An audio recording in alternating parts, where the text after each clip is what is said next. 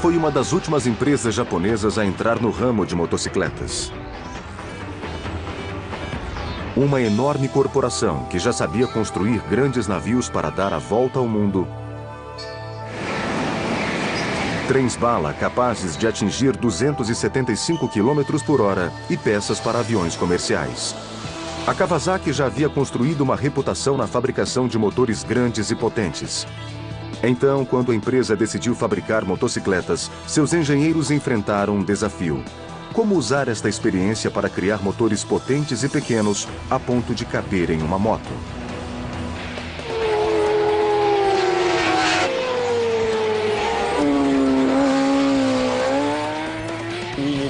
Precisamos de alto desempenho para superar as outras marcas. Eles viraram o mundo das motocicletas de cabeça para baixo, criando alguns dos designs mais revolucionários da história. A filosofia dos projetos é agressividade e emoção.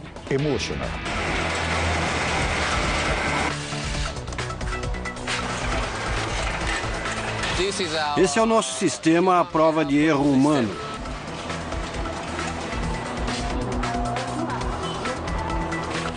E para chamar a atenção de todos, a empresa pintou as motos com uma cor incomum, verde-limão. É a bela cor verde-limão das motos, é a marca registrada da Kawasaki. Uma marca registrada reforçada por uma única palavra: Ninja. Quando alguém diz que tem uma Ninja, todos sabem que é uma esportiva Kawasaki. Após tanto sucesso com navios, trens e aviões de grande porte, por que a Kawasaki entrou no ramo de motocicletas? E mesmo com uma engenharia tão forte, a companhia seria capaz de enfrentar marcas mais antigas e estabelecidas?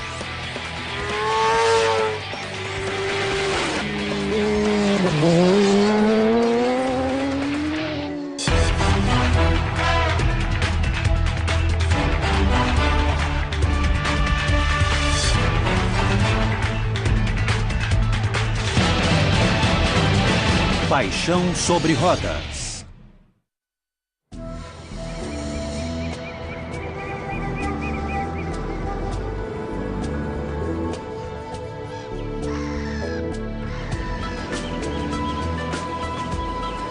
Seus registros históricos datam de 201, mas Kobe é uma das mais modernas cidades japonesas.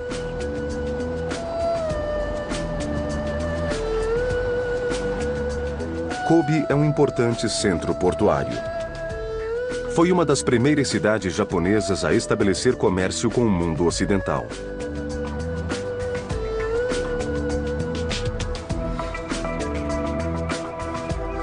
O Parque Meriken, um destino turístico à beira-mar, recebeu este nome por causa da palavra América.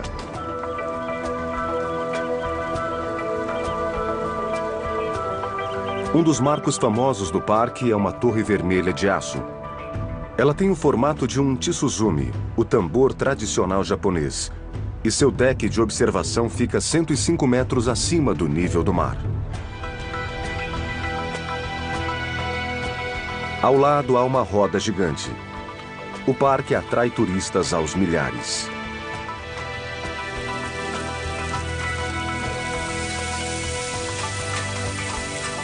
O famoso bife de Kobe é uma iguaria por aqui.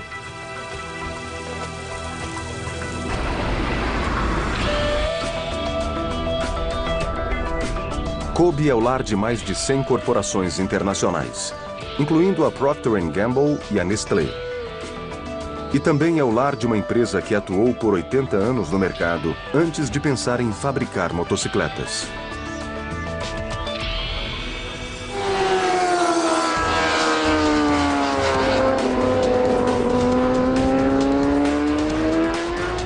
Kobe, no Japão, é a sede mundial da Kawasaki Heavy Industries.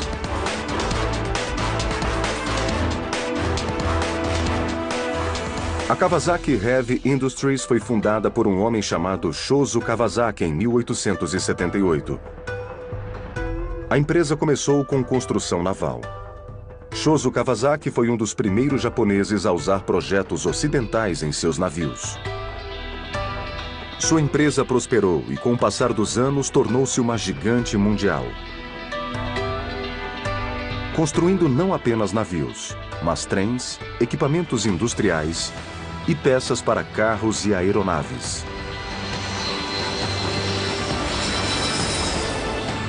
De uma maneira ou de outra, algum produto Kawasaki está sempre presente em nossas vidas. Mas quase ninguém conhecia o nome Kawasaki. Para tornar a marca mais conhecida, a companhia começou a fabricar motocicletas em 1955. Foi uma maneira de participar da popularidade crescente das motos nos Estados Unidos.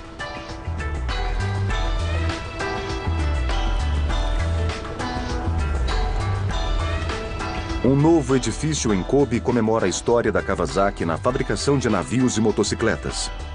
Fazendo referência à música e à cultura americana, a parte do edifício que fabrica motos é chamada de Kawasaki Good Times World. Estamos em Kobe, no Museu de Motocicletas da Kawasaki. O nome oficial é Kawasaki Good Times World.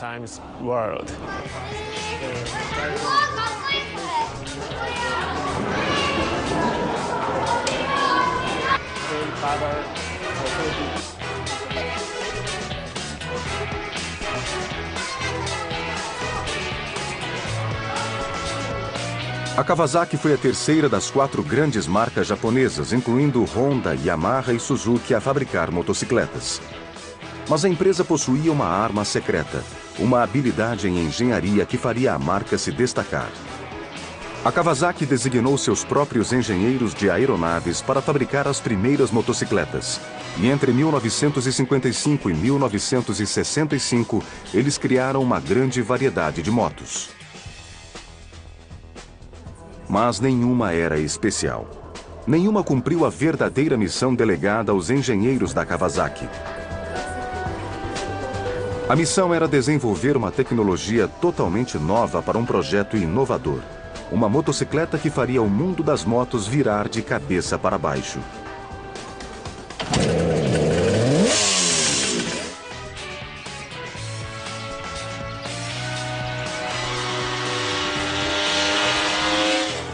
Em 1968, o que começou como um exercício de engenharia tornou-se uma motocicleta de verdade, chamada Mach 3.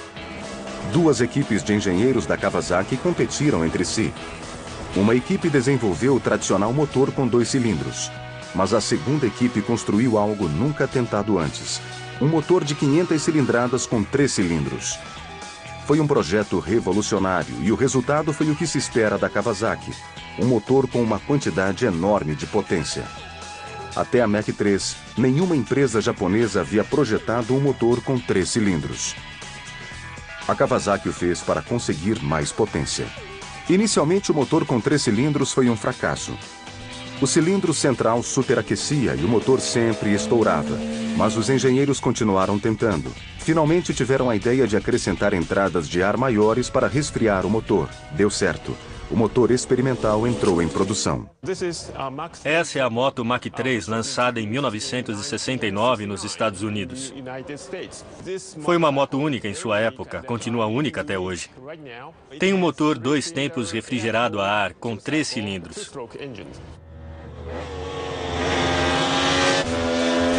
Foi preciso 1 ano para resolver os desafios de engenharia do novo motor 3 cilindros, mas o resultado valeu a pena.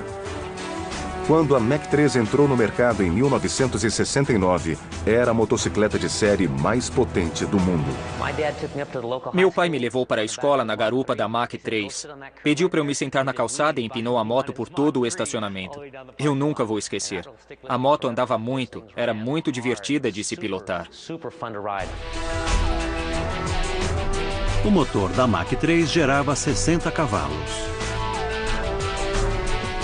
A primeira Mach 3 tinha 500 cilindradas e 3 cilindros, depois veio a 752, eram 2 foguetes. Ela superou o desempenho de todas as motos que existiam na época.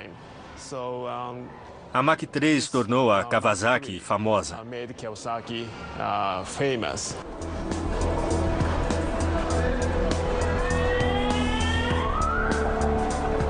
Mas a Kawasaki precisava de mais do que a Mach 3 para enfrentar as gigantes Honda, Yamaha e Suzuki. A empresa precisava de uma estratégia a longo prazo. A estratégia era simples. Se um exercício de engenharia conseguiu revolucionar o mundo das motocicletas, a companhia só precisava continuar revolucionando.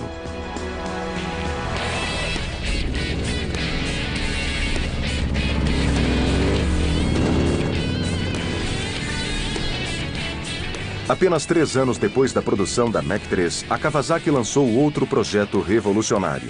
Uma moto chamada Z1, com um motor de 900 cilindradas. A Z1 900 era incrível. Essa moto impressionou todo mundo e colocou a Kawasaki no mapa das motos potentes. Essa é a Kawasaki Z1. Foi lançada em 1972 nos Estados Unidos. Outra moto única. Ela tem 4 escapamentos, é uma máquina potente e muito bonita.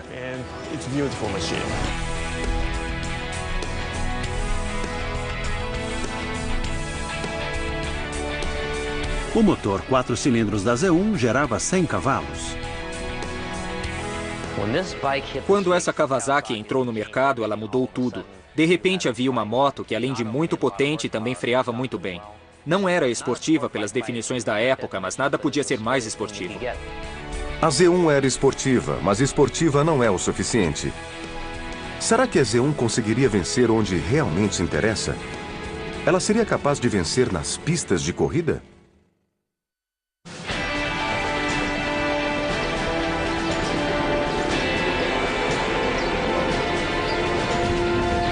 Existe um velho ditado no mundo das motocicletas: corra no domingo e venda na segunda.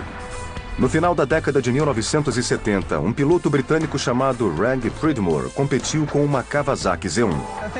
Eles queriam colocar as motos Kawasaki para competir porque precisavam de publicidade.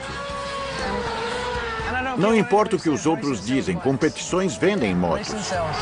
Com Pridmore na equipe, a Kawasaki deu um grande passo para alcançar a concorrência e conseguiu fazer isso nas pistas de corrida nos Estados Unidos, onde Pridmore e a Z1 eram quase imbatíveis. A moto era ótima, eu adorava a potência. Eu podia correr rápido sem me esforçar muito. E eu me dei bem com ela. A Kawasaki foi a primeira motocicleta japonesa a vencer o campeonato americano de motocicletas.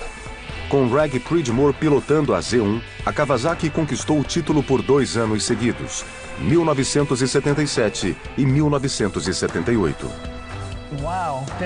A sensação era que eu estava pilotando uma moto que conhecia há muito tempo. Mas, no fundo, tínhamos ótimos freios e uma boa potência.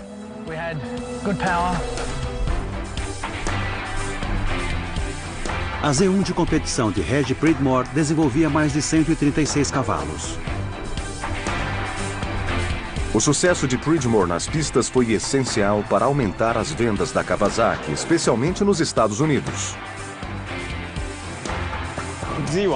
A Z1 tinha freios a disco pela primeira vez na Kawasaki. São enormes comparando com o tamanho padrão na época. A Z1 precisava de freios bons. O modelo comercializado para o público atingia a velocidade máxima de 200 km por hora. Ela criou um padrão, não só na Kawasaki, mas em todas as indústrias de motocicletas do mundo. Era como uma esportiva deveria ser.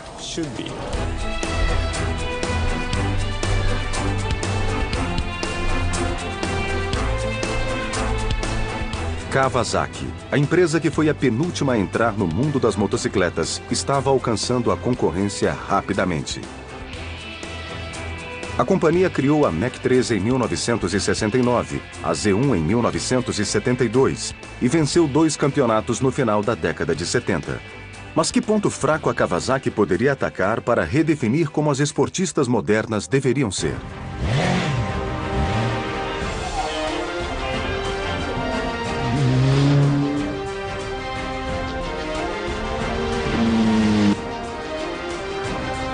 A resposta viria apenas 1 ano depois, em setembro de 1980. A empresa japonesa lançou um novo modelo chamado de Z900R.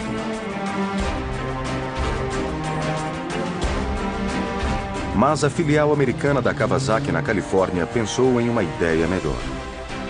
Eles queriam que a nova moto se chamasse Ninja.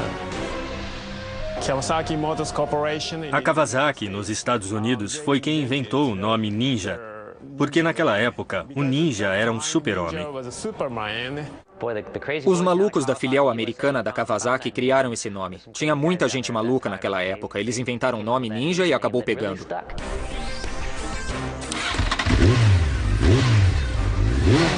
A sede da Kawasaki no Japão adorou o nome Ninja. Ele estabeleceria um equilíbrio entre o produto desejado nos Estados Unidos e a filosofia japonesa usada para criar a nova moto. Uma filosofia que poderia apresentar qualidades positivas e negativas.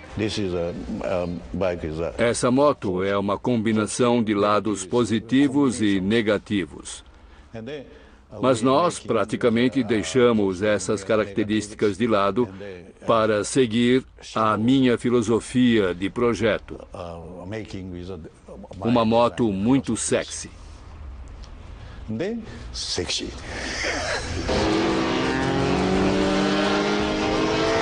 Além da filosofia de projeto bastante particular, a Kawasaki escolheu uma cor única para destacá-la: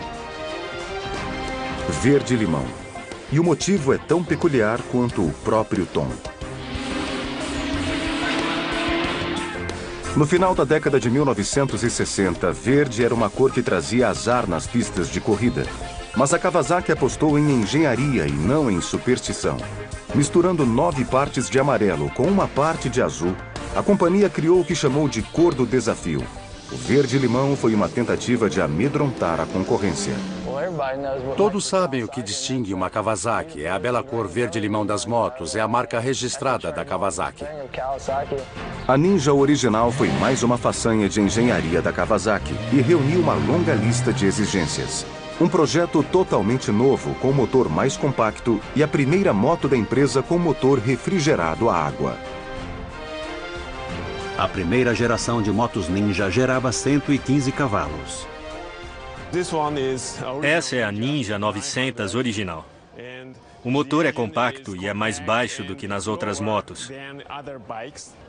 O centro de gravidade é mais baixo por causa da posição do motor. Ele fica mais baixo e mais à frente. E a carenagem tem 2 propósitos.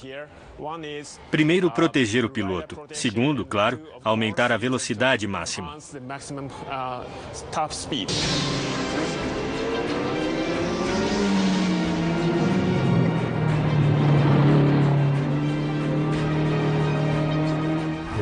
Era uma moto que possuía uma suspensão de competição e um motor de alta performance e um assento que deixava o piloto mais inclinado. Não existia nada assim até então.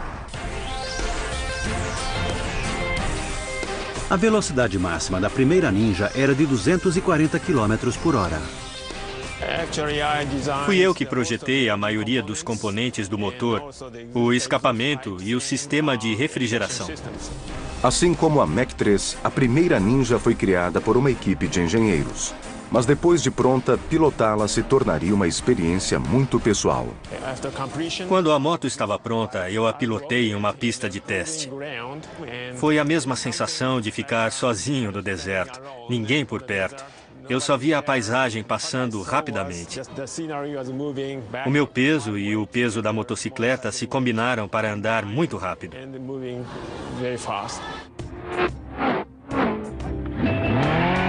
A primeira Ninja também foi a primeira motocicleta Kawasaki a ter um sistema de ignição computadorizado.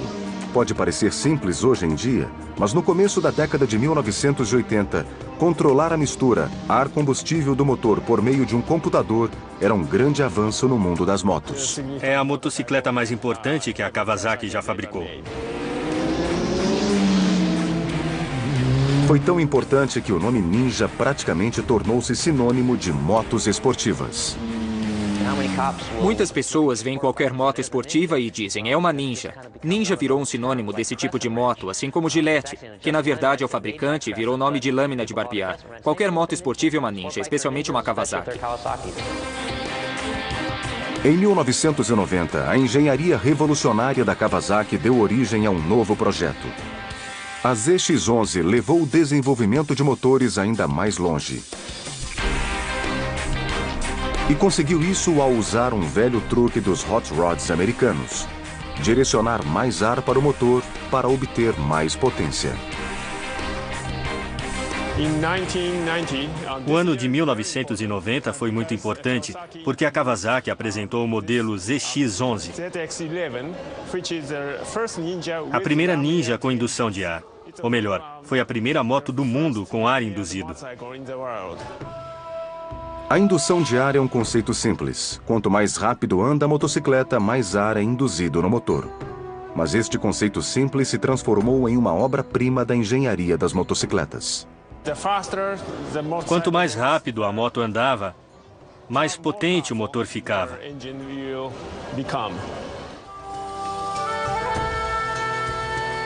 A ZX-11 gerava 160 cavalos, atingindo 295 km por hora.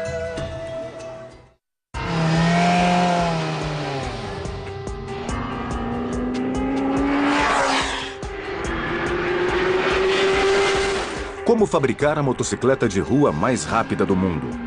Os engenheiros da Kawasaki encontraram a solução no tamanho e criaram uma Ninja monstruosa chamada de ZX-14.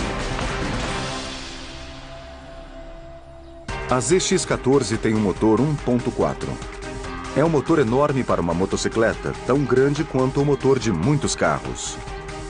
Na verdade, a ZX-14 é mais rápida do que praticamente qualquer carro em produção. A ZX-14 acelera de 0 a 100 em apenas 2 segundos e meio. A ZX-14, o conceito dessa moto é ser a rainha das estradas. Primeiro criamos um motor para ter uma grande aceleração nas estradas. A ZX-14 ela é muito suave, sofisticada e extremamente potente.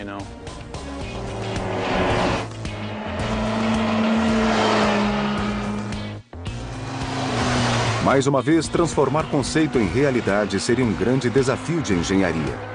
Primeiro, a equipe da ZX-14 precisava desenvolver um quadro novo e muito mais resistente, porque o motor desta supermoto gera quase 200 cavalos. O chassi é a parte principal da motocicleta. Depois de testar o motor, temos que testar o chassi, para garantir que ele consiga sustentar tanta potência.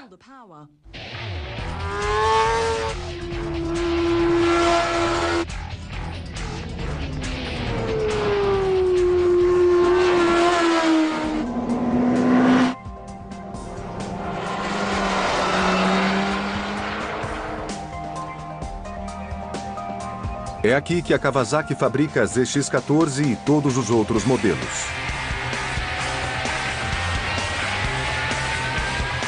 A fábrica da Kawasaki, na enorme sede da empresa situada na cidade de Akashi, é um complexo industrial gigante e fica próximo à cidade de Kobe, no Japão. Depois que recebemos as peças, elas são entregues diretamente à linha de montagem. Mas as peças de maior porte ficam armazenadas aqui por algumas horas. E os funcionários entregam as peças maiores à linha de montagem a cada 2 horas.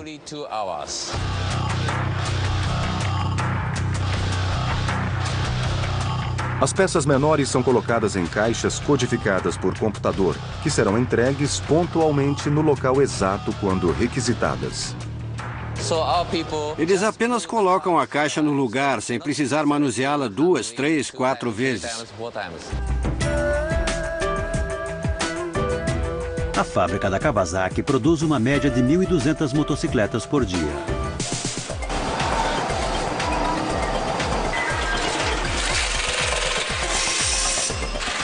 Na Kawasaki, a clássica filosofia japonesa de produzir com eficiência deu um grande passo adiante. Enquanto pessoas constroem máquinas, outras máquinas observam as pessoas. A Kawasaki tem o que chama de sistema à prova de erro humano. Um sistema que conta com uma infinidade de gavetas e luzes ativadas por cartão para garantir que cada moto receba as peças corretas. Esse é o nosso sistema à prova de erro humano. É uma amostra. Todas as gavetas funcionam com um cartão de memória eletrônica. Por exemplo, se eu trabalhasse nesse setor, estaria montando a moto modelo A. E só as peças A sairiam. Eu pegaria a peça e a montaria.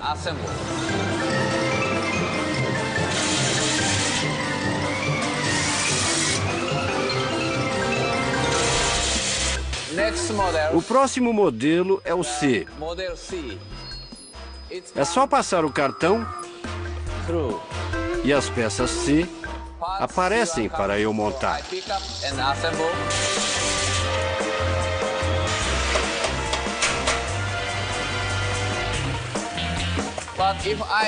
Mas se eu esquecer de pegar as peças e a próxima a montar for o modelo B, toca um alarme. A linha de montagem para e o supervisor sabe que há algum problema na operação. Nós empregamos esse sistema em muitas estações, em setores importantes.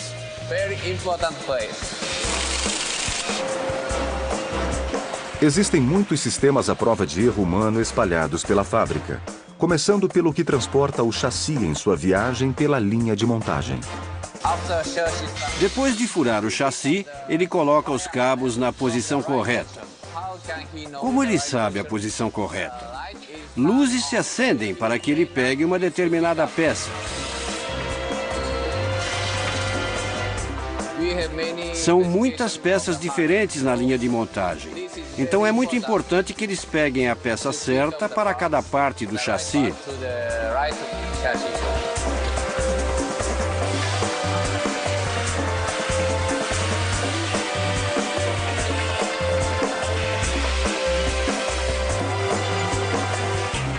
Evitar erros na linha de montagem é um conceito tão importante que qualquer funcionário novo na Kawasaki, independentemente do setor da empresa em que vá trabalhar, passa seus primeiros 3 meses trabalhando na fábrica. Eles são chamados de calouros.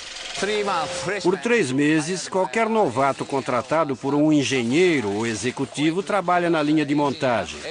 A experiência na área de engenharia pode melhorar o desempenho.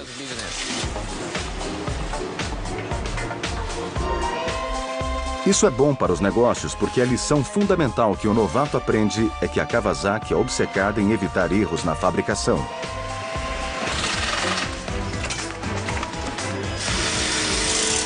Existem 2 linhas de montagem diferentes para cada motocicleta fabricada. A primeira é uma linha de submontagem, em que componentes comprados de fornecedores são montados. O escapamento vem de um fornecedor. Separamos as peças necessárias, como as juntas, e montamos aqui.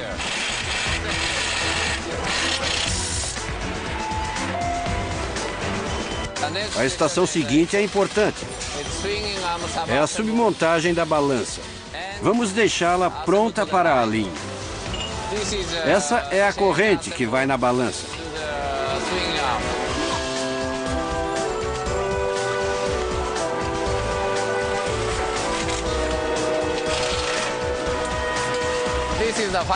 Essa é a última estação da linha de submontagem. Recebemos os garfos dianteiros de um fornecedor na ordem da nossa linha de montagem. Depois de montar o garfo dianteiro, montamos o paralama e a roda dianteira.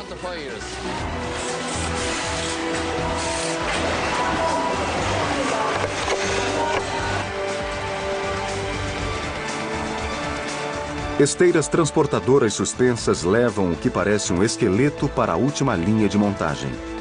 Em questão de minutos, ele aparece do outro lado como uma moto completa, louca para rugir. O primeiro passo da linha de montagem principal é colocar o guidão e outras peças pequenas.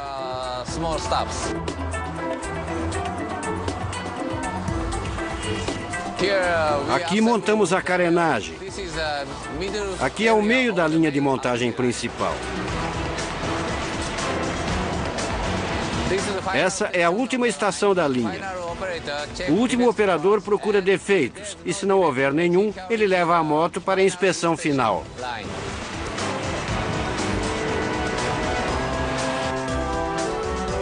A última parada na fábrica é o setor de inspeção. Primeiro, os funcionários examinam visualmente todas as motos. Ligam o motor pela primeira vez, aquecendo-o antes do último passo, o teste de potência.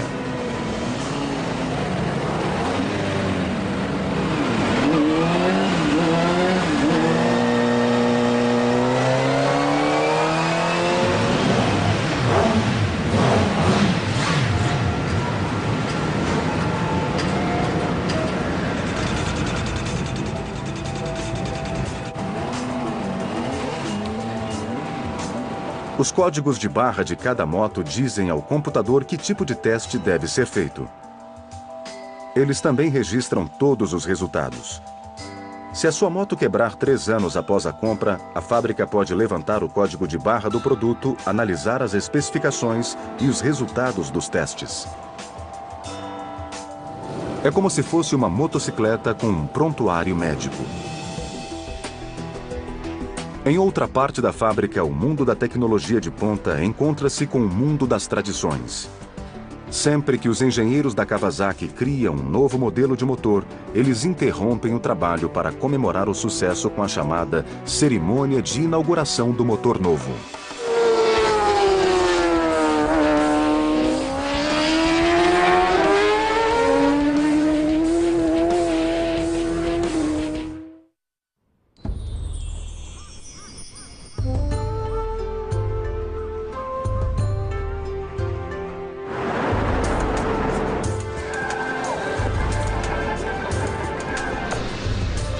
O Japão é composto por 4 ilhas principais, que reunidas são um pouco menor do que o estado da Califórnia.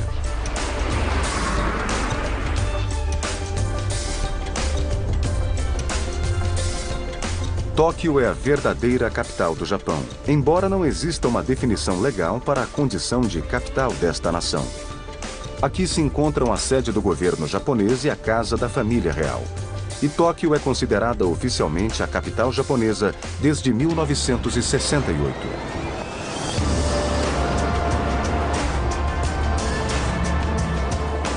A maioria dos ocidentais que viaja ao Japão vai para Tóquio, uma mega metrópole com 35 milhões de pessoas e com o maior produto interno bruto entre todas as áreas metropolitanas do mundo. Poucos ocidentais chegam a conhecer a ilha mais meridional do Japão. Ela se chama Kyushu e é considerada o berço da civilização japonesa.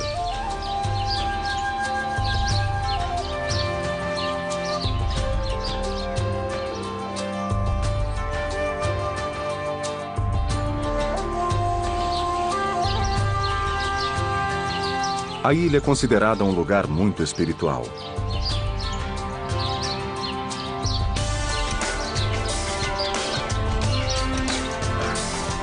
Kyushu é extremamente montanhosa e é o lar de um dos vulcões mais ativos do Japão. Ao lado do vulcão está um dos melhores e mais desafiadores circuitos de corrida do mundo. Mas poucas pessoas sabem seu nome.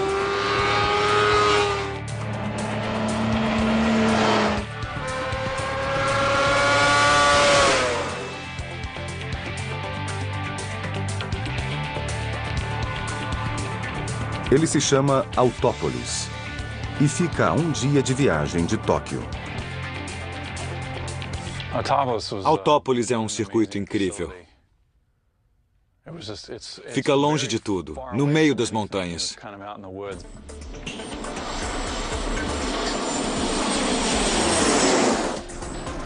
O voo de Tóquio a Kyushu leva 1 hora e 45 minutos, mas a sensação é que estamos viajando no tempo. Vamos dos luminosos de Tóquio para um Japão diferente e completamente rural.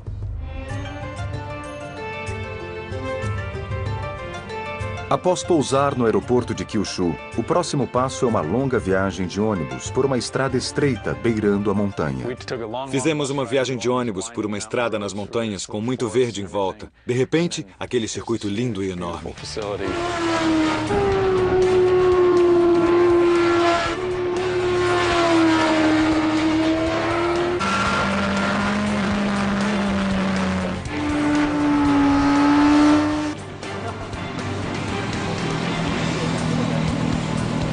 A Kawasaki apresentou a nova Ninja ZX-6R em Autópolis. Foi a primeira vez que jornalistas ocidentais foram convidados para pilotar em uma pista. Pilotar em Autópolis é um circuito magnífico, tem uma boa variedade de curvas e a aderência é muito boa.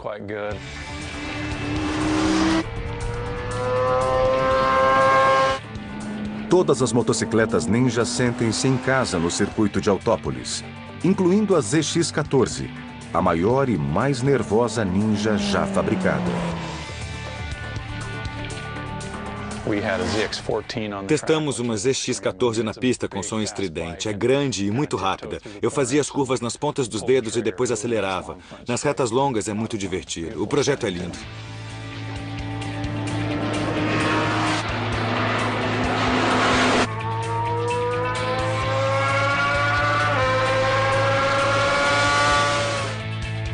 A principal reta de Autópolis é apenas um trecho do circuito de mais de 4.660 metros, com um total de 13 curvas.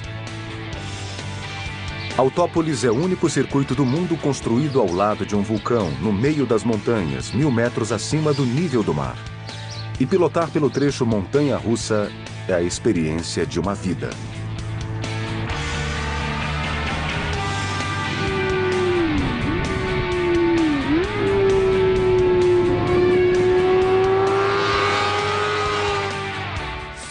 Depois de descer a reta em alta velocidade, vem uma curva.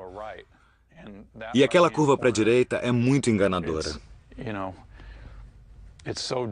Acho que nós memorizamos as várias curvas que conhecemos e tentamos aplicar o que aprendemos com as outras nessa curva. Mas é uma curva que faz a gente pensar, preciso reduzir. Mas não reduza, porque não é preciso. Conforme nos inclinamos no asfalto, ele aumenta a aderência e a contornamos muito rápido.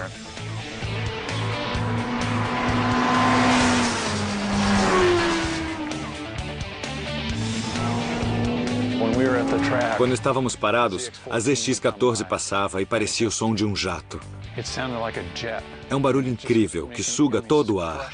É uma moto maior e com tanta potência que passa com tudo.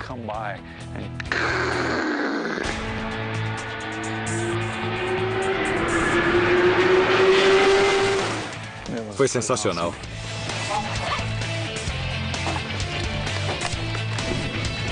Poucos ocidentais tiveram a oportunidade de pilotar em Autópolis.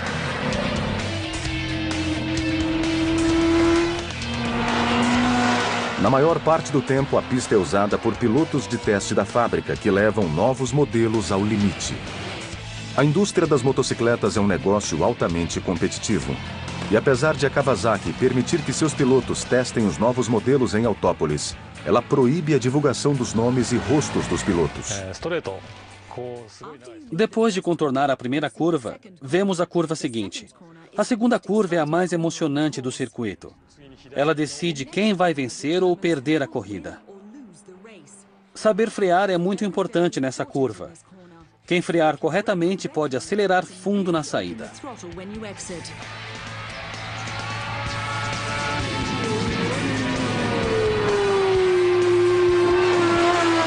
Os pilotos de teste conhecem cada centímetro da pista. Ainda assim, o setor apelidado de montanha-russa também os assusta. E eles pilotam aqui todos os dias. A montanha-russa é uma longa reta em declive que desce 50 metros em altitude antes de terminar em uma curva fechada para a direita. Nós passamos por uma descida íngreme. Ela é chamada de montanha-russa. No final da reta em declive, há uma curva muito fechada para a direita. É assustadora. Mas quando eu pego a linha ideal, é muito legal.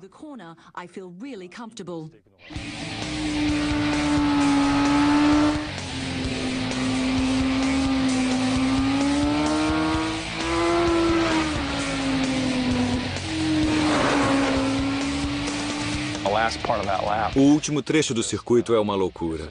Tem várias mudanças de direção. Existem pontos onde é preciso tomar cuidado.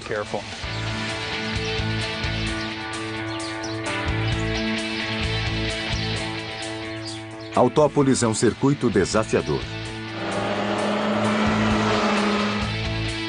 especialmente para quem pilota a ZX-14, uma motocicleta com quase 200 cavalos de potência. Ela é muito suave, sofisticada e extremamente potente. Então, temos uma motocicleta que, no fundo, é uma moto esportiva. Ela é voltada para a velocidade e surgiu pela longa tradição da Kawasaki em produzir potência. A Kawasaki ZX-14 é uma moto para profissionais. Ela é tão rápida que um novato teria problemas. Um toque no acelerador e ela chega a 150 por hora. A pessoa tem que ser preparada, porque ela acelera forte. O bom da ZX-14 e das outras motos com muito motor é que hoje em dia elas também param e fazem curva muito bem. A ZX-14 é sinônimo de potência.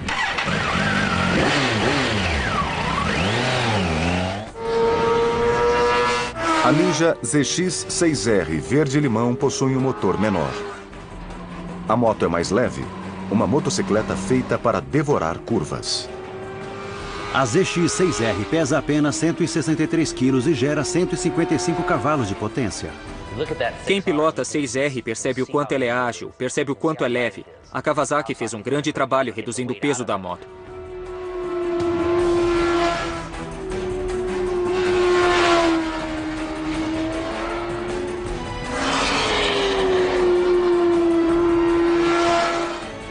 A nova Kawasaki ZX-6R apresenta a primeira remodelagem total do modelo em quase 10 anos e ostenta um motor novinho em folha. Ela faz tudo muito bem. Freia, faz curvas, se livra de pedregulhos, ela faz tudo o que precisamos e ainda tem potência para vencer o campeonato de super esportivas. É uma motocicleta muito completa. Apesar de os japoneses serem conhecidos pela eficiência e habilidade em engenharia, a ZX-6R é um grande exemplo da paixão e do talento da Kawasaki.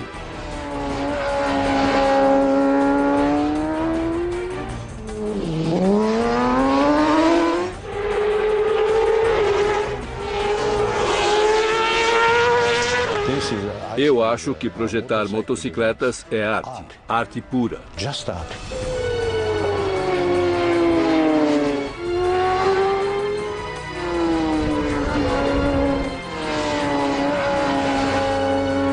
Uma forma de arte que ataca nossos sentidos com a mesma força que ataca as curvas. Quando aceleramos fundo, temos a sensação de ter deixado o cérebro na largada.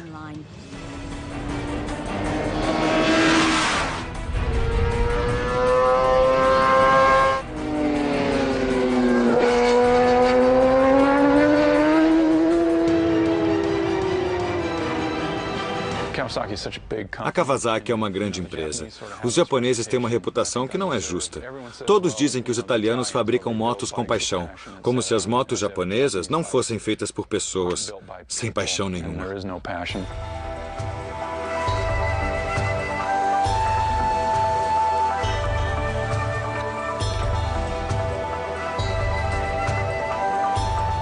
Das cerimônias de inauguração de novos motores aos batismos de navios 100 anos atrás, a Kawasaki sempre produziu com muita paixão.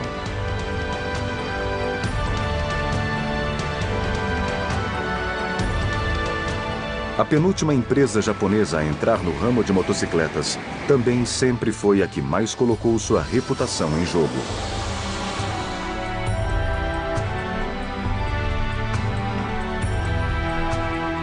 A Kawasaki arriscou e criou um ambiente em que engenheiros e projetistas eram encorajados a inovar.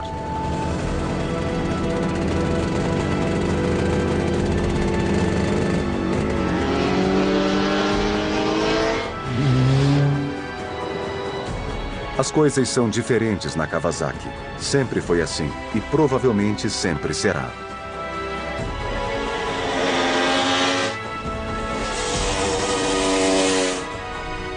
Desde a primeira Mach 3 até a mais nova Ninja pintada com um clássico verde-limão, a Kawasaki sempre foi uma empresa cheia de surpresas.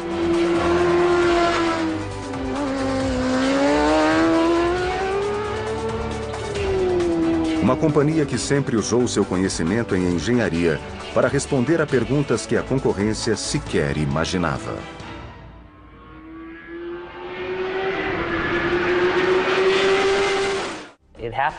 Aconteceu do meio da década de 80 até o começo de 90.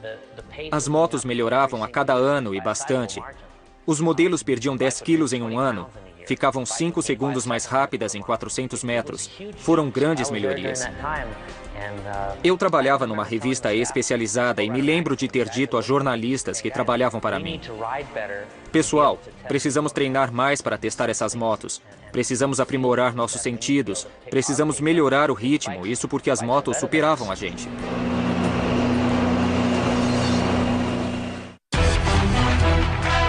Versão brasileira Vox Mundi.